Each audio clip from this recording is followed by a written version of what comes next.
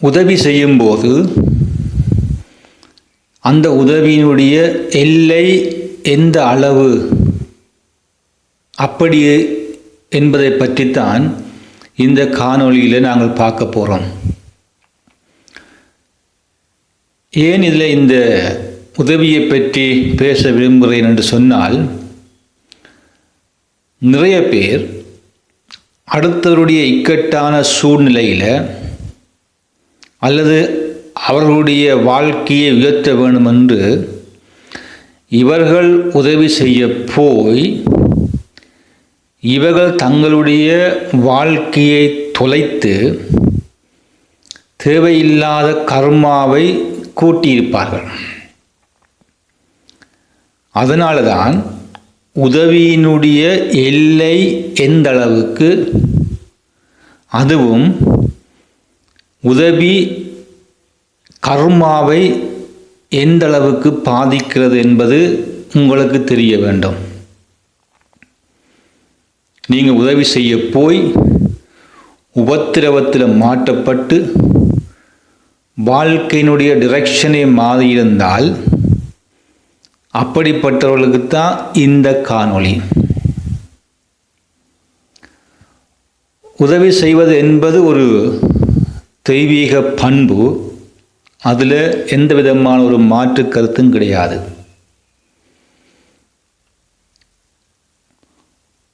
அடுத்தவர் துன்பப்படும் பொழுது இக்கட்டான சூழ்நிலையில் உதவி செய்யத்தான் வேண்டும். ஆனால் அந்த உதவியினுடைய எல்லை என்ன என்பது எங்களுக்கு தெரிய வேண்டும். எந்த வரிகளை மட்டும் போய் நாங்கள் அடுத்தவருக்கு உதவி செய்ய வேண்டும் என்பது தெரிய வேண்டும். அப்படி தெரியவில்லை என்று சொன்னால் அடுத்தவருக்கு உதவி செய்யக்கூட ஒரு கட்டத்தில் நமக்கு முடியாமல் போய்விடும். எனவேதான் இந்த உதவிக்கு பின்னால் உங்களுடைய கர்மவை பற்றியும் நீங்கள் தெரிந்து கொள்ள வேண்டும். நீங்கள் இப்பொழுது ஒருவருக்கு உதவி செய்ய போகின்றீர்கள். அது எப்படிப்பட்ட உதவி?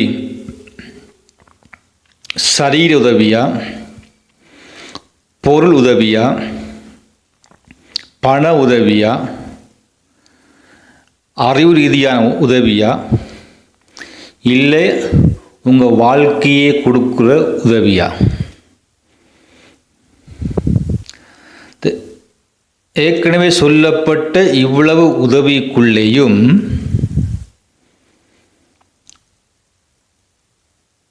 பொருளுதவி, பண உதவி, ஒரு சரீர உதவி,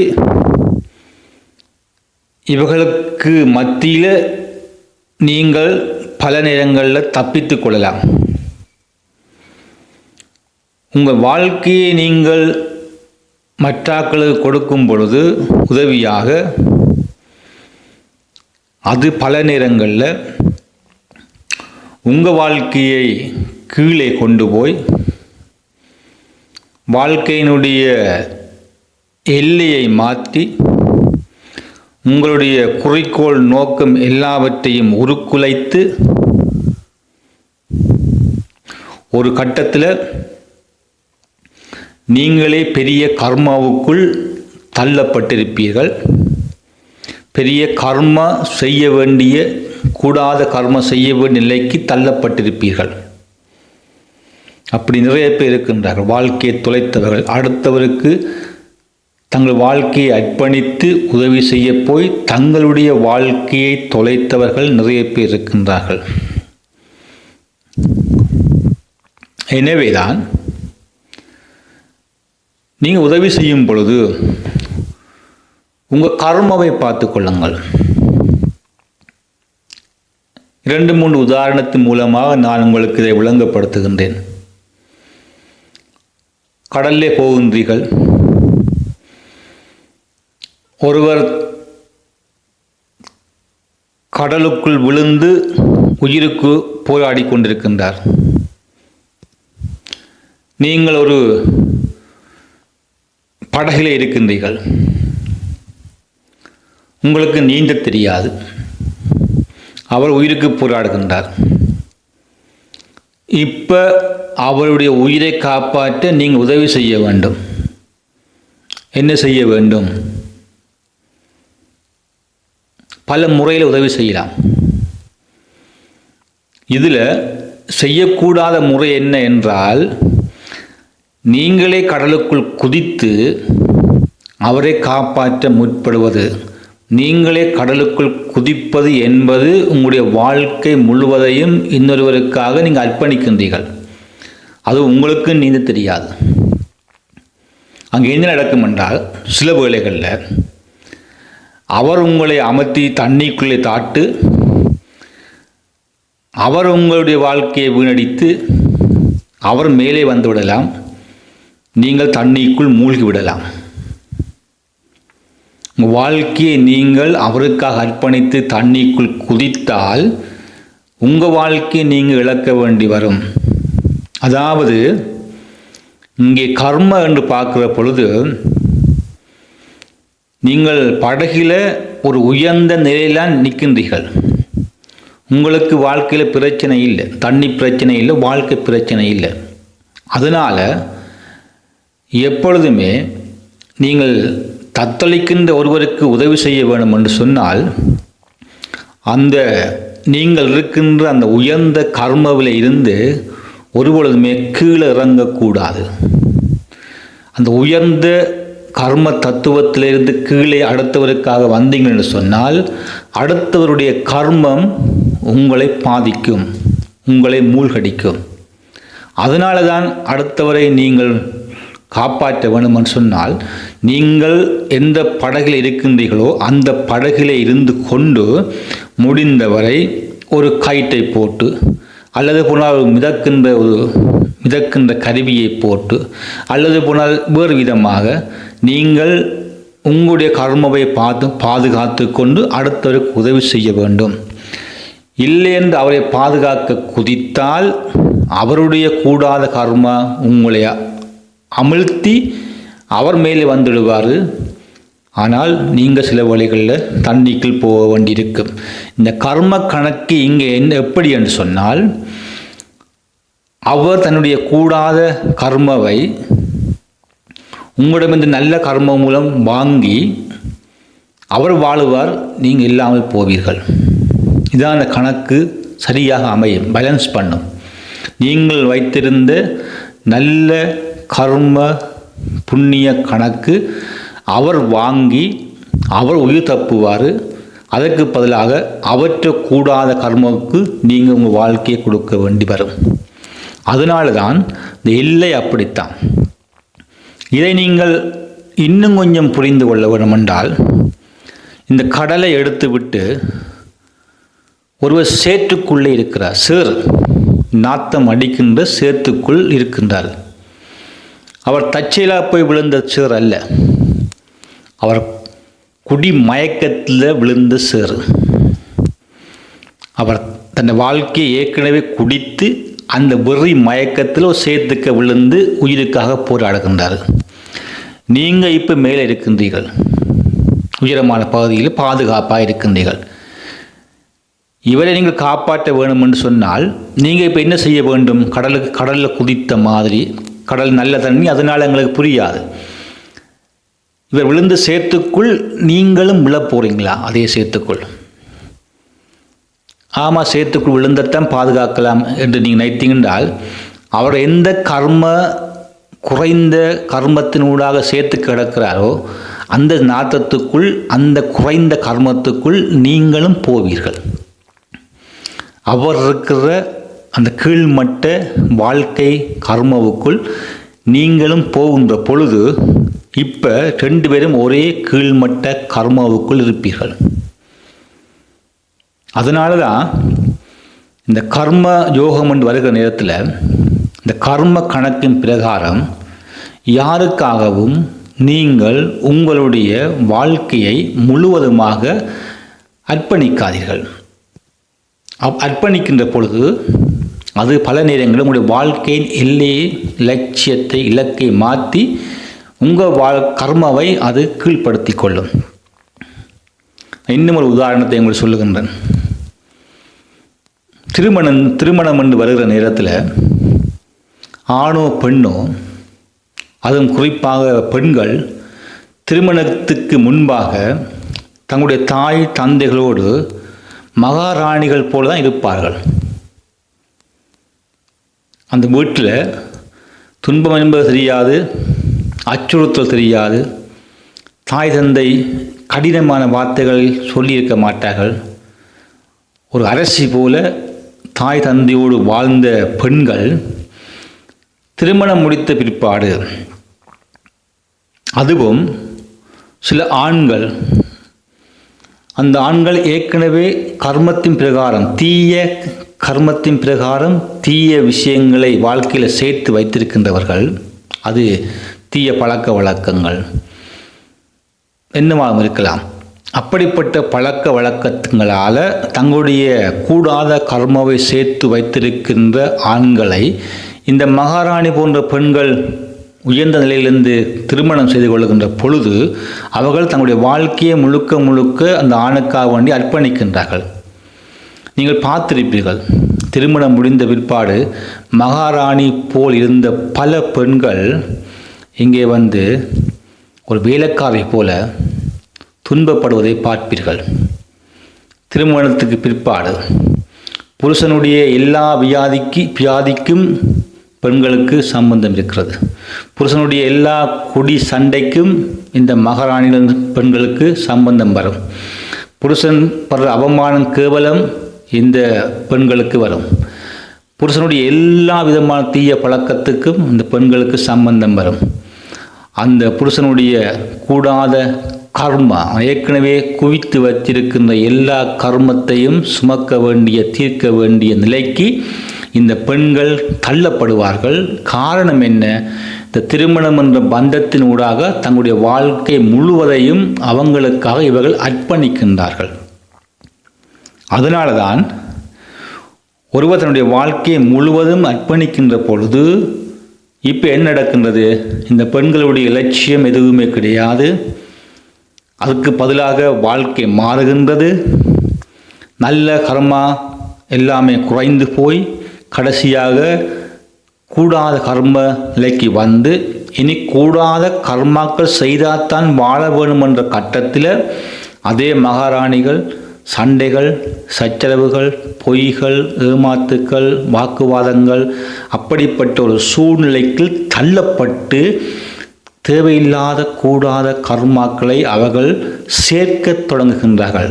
மகாராணி போல் இருந்தவர்கள், உயர்ந்த கர்மாவில் இருந்தவர்கள் ஒரு கீழ்மட்டத்துக்கு வந்து தங்களுடைய கர்மா தொலைந்து தேவையில்லாத கூடாத கர்மாக்களை சம்பாதிக்கின்ற வாழ்க்கையாக மாறிவிடும். என்ன காரணம்?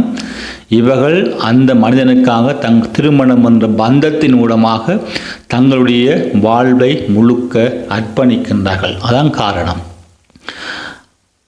அதே போல் இன்னும் ஒரு உதாரணம் சொல்லுகின்றேன். ஏற்கனவே ஒரு அங்கவீனர், உடல்நல குறைபாடு உள்ள ஒருவரை சில பேர் ஒரு தியாகத்தின் அடிப்படையில் திருமணம் செய்வார்கள். ஒரு கை இயலாதவர், ஒரு கால் இயலாதவர், ஒரு பிறப்பில் இருந்து, ஒரு விபத்தில் இருந்து, அப்படி இயலாதவர்களுக்கு வாழ்வு கொடுக்கின்றார்கள். அப்படி வாழ்வு கொடுக்கின்ற பொழுது ஒரு மனித பார்வையில் அது ஒரு தியாகம், அப்படி தான் நாங்கள் சொல்லுவோம். நல்ல விஷயம், தியாகம் உண்மைதான், நல்ல விஷயம், தியாகம் உண்மை, அது ஒரு மாற்று கருத்தும் இல்லை. ஆனால் கர்மாவண்டு வர்ற நேரத்தில் அவர் என்ன செய்கின்றார்னு சொன்னால், தங்களிடம் இருக்கின்ற பெண்கள் தங்களிடம் இருக்கின்ற அந்த உயர்வான கர்மாவை அந்த நோய்வாளிக்காக அவர்கள் அதை கொடுத்து அந்த நோய்வாய்ப்பட்டிருக்கின்றோடு வாழ்வதற்காக அந்த குறைந்த கர்மா உடைய நபரோடு வாழ பழகுகின்றார்கள்.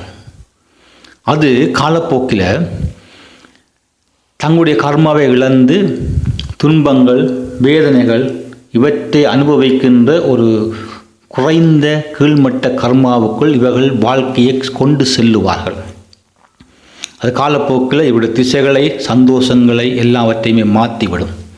உலகத்தின் பார்வையில் தியாகமாக இருந்தாலும் அங்கு பிழைச்சி விடும். அதனால தான் உதவி செய்கிற என்பது வாழ்க்கையை கொடுப்பதல்ல, அது கர்மா பிரச்சனை, கர்மாவோடு சம்பந்த பிரச்சனை. ஆகவே தான் இந்த காணொலியுடைய நோக்கம் என்ன, உயர்வாக இருக்கின்றவர்கள், உயர்ந்த சிந்தனையில் இருக்கின்றவர்கள், உயர்ந்த வாழ்க்கை வாழுகின்றவர்கள், ஒரு ஜென்டில்மேன் அப்படி சொல்ல போற்றப்படுகின்றவர்கள் ஒருபோதுமே உங்கள் கர்ம நிலையில் இருந்து கீழ்மட்ட நிலைக்கு அடுத்தவருக்கு உதவி செய்ய வரக்கூடாது. உதவி செய்ய வேண்டும், வாழ்க்கையை நீங்கள் தியாகம் செய்து வரக்கூடாது. அது உங்களுடைய கர்மாவை குறைத்து கூடாத கர்மாவை செய்கின்ற அளவுக்கு நிலைமைகளை வாழ்க்கையில் உருவாக்கி மீண்டும் மீண்டும் எங்கேயோ இருந்த நீங்கள் ஒரு கழிவான இடத்துக்குள்ளே போய் அங்கேயே சுத்த தொடங்கி விடுவீர்கள். முயற்சி என்பது கிடைக்காது. இந்த எல்லை எங்கே அப்படி சொன்னால், உதவி செய்கின்ற எல்லை எங்கே என்றால், உங்களுடைய கர்மாவையும் நீங்கள் இருக்கின்ற இடத்துல இருந்து கொண்டும் நீங்கள் செய்யக்கூடியமாக இருக்க வேண்டும். அதான் உதவி உண்மையிலே அடுத்தவருக்கு. ஒரு குருவை பாருங்கள், நான் சொல்லுவோம், குரு என்பவர் வழிகாட்டுபவர். குரு என்பவர் உங்களுடைய வாழ்க்கையை தூக்கி கொண்டு போக மாட்டார். அப்படி ஒரு குரு எங்கேயுமே கிடையாது. குரு என்பவர் ஒரு சீடனுக்கு வழியை காட்டுவார். இப்படி போ, இப்படி போ, இப்படி போ அப்படி சொல்லி. என்ன காரணம் என்னன்னு சொன்னால், எந்த ஒரு குருவும் ஒரு சீடனுடைய கர்மாவுக்குள் வரமாட்டார்கள். சீடன் செய்த, பக்தன் செய்த கர்மாவை தங்களுடைய கர்மாவோடு சேர்க்க மாட்டார்கள். அவர்கள் இருக்க வேண்டிய இடத்தில் இருந்து கொண்டு எந்த ஒரு பக்தனுக்கோ எந்த ஒரு சீடனுக்கோ வழியை காண்பிப்பார்கள்.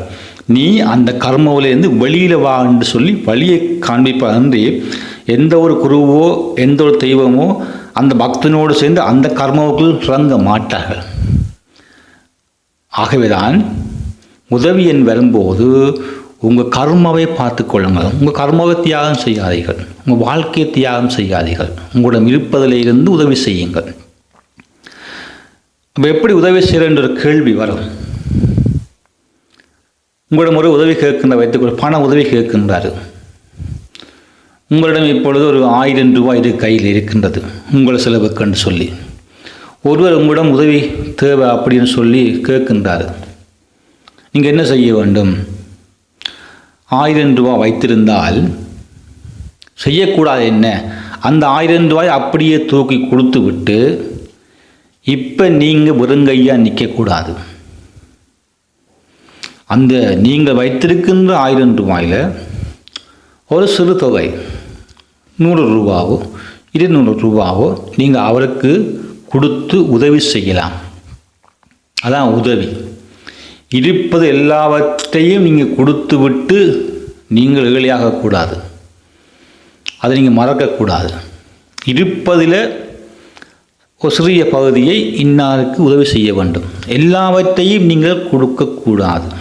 கொடுத்தீங்கன்னா அதுக்கு பேர் அந்த கர்ம உங்களிடம் நீங்கள் ஏழையாக போய்விடுவீர்கள். அது மூலமாக உங்கள் கர்மவும் பாதிக்கப்படும். அதே போல் நேரமாக இருந்தால் என்ன, அறிவாக இருந்தால் என்ன, எதுவாக இருந்தாலும் நிச்சயமாக உதவி செய்ய வேண்டும். ஆனால் அந்த உதவி உங்களுடைய வாழ்வினுடைய கர்மாவை ஒரு பொழுதுமே பாதிக்கக்கூடாது. அதாவது உங்களுடைய வாழ்வை வெறுமையாக்கவும் கூடாது, உங்கள் வாழ்க்கைக்கு துன்பத்தையும் கொண்டு வரக்கூடாது, உங்களுடைய வாழ்க்கையில் கீழ்மட்ட கர்மாவுக்கு உங்களை கொண்டு போகவும் கூடாது. அந்த அளவிலே வைத்து நீங்கள் அடுத்தவருக்கு உதவி செய்ய வேண்டும். தெய்வத்தை பாருங்கள், தெய்வம் முழுக்க உதவி செய்கின்றது. ஏனென்றால் தெய்வத்திடம் இல்லாத எதுவுமே இல்லை, முடிவே இருக்காது. கொடைக்கு தெய்வத்திடம் முடிவே இருக்காது. மனுஷரை நாங்கள் அப்படி அல்ல, எங்களுக்கு எல்லை இருக்கின்றது, முடிவிருக்கின்றது. நாங்கள் தெய்வங்களை போல மாறுறோம் என்று சொன்னாலும் எங்களிடம் அவ்வளோதுக்கு எதுவுமே கிடையாது.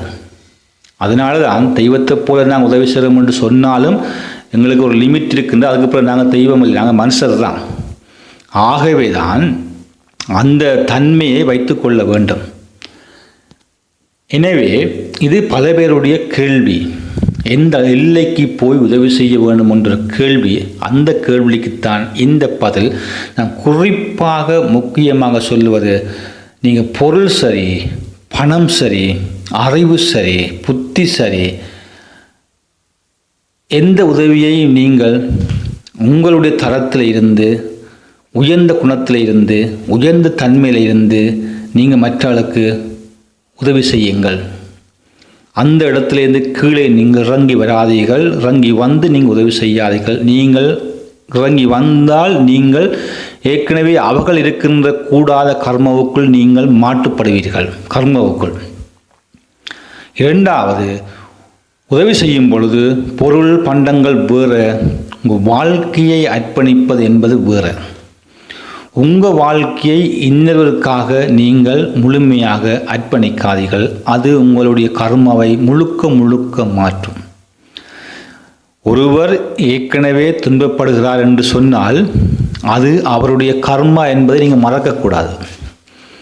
அது எங்களுடைய சொந்தமாக இருக்கலாம், பந்தமாக இருக்கலாம், உடன்பிறப்புகளாக இருக்கலாம். யாராவது ஒருவர் துன்பப்படுகிறார் என்று சொன்னால் அவர் செய்த கர்மா என்பதை நாங்கள் மறக்கக்கூடாது. எங்களுக்கு தெரியாது. அடுத்தவர் செய்கின்ற நன்மையும் தீமையும் எங்களுக்கு தெரியாது.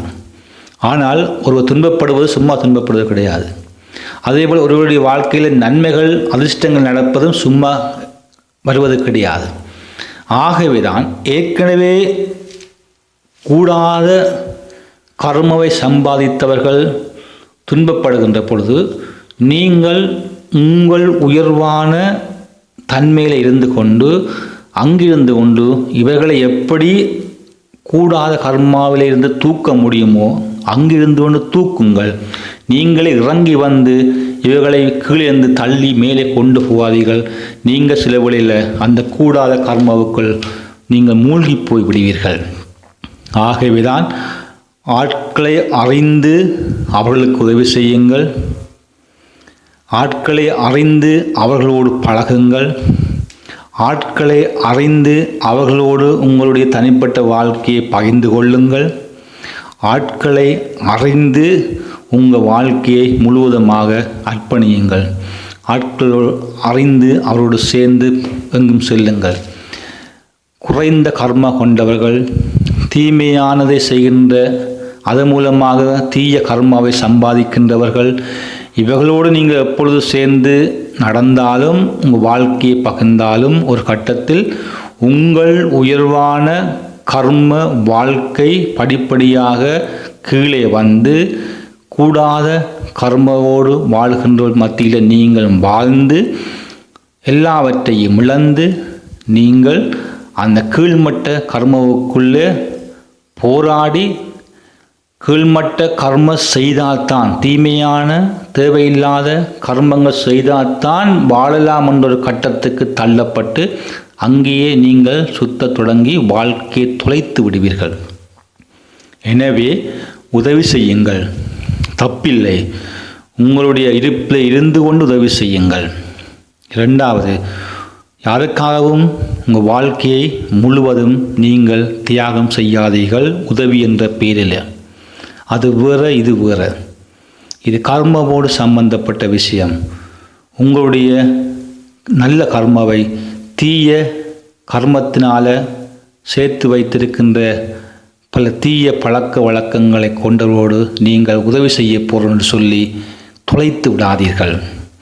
உங்கள் உதவி எல்லையோடு இருக்கட்டும். உங்கள் வாழ்க்கையை நீங்கள் கொடுத்து அர்ப்பணித்து விடாதீர்கள். நீங்கள் மேலே மேலே உயரவே பறந்து கொண்டு செல்லுங்கள். மேலே மேலே உயரவே பறந்து கொண்டு செல்லுங்கள். நல்ல கர்மாக்கள் செய்யும்போது, நல்ல காரியங்கள் செய்யும்போது, நல்லதை சிந்திக்கின்ற பொழுது நீங்கள் மேலே மேலே மேலே பறக்கின்ற பறவை போல பறந்து கொண்டே இருப்பீர்கள். ஒருபொழுதுமே உதவி செய்யணும்னு சொல்லி கீழே வராதீர்கள். முடிந்தால் மேலே இருந்து கொண்டு உதவி செய்யுங்கள். கீழே வந்து உதவி செய்வது என்பது பொய் வேலை. நீங்கள் இந்த கீழ்மட்ட கர்மாவுக்குள் தொலைந்து விடுவீர்கள். நன்றி.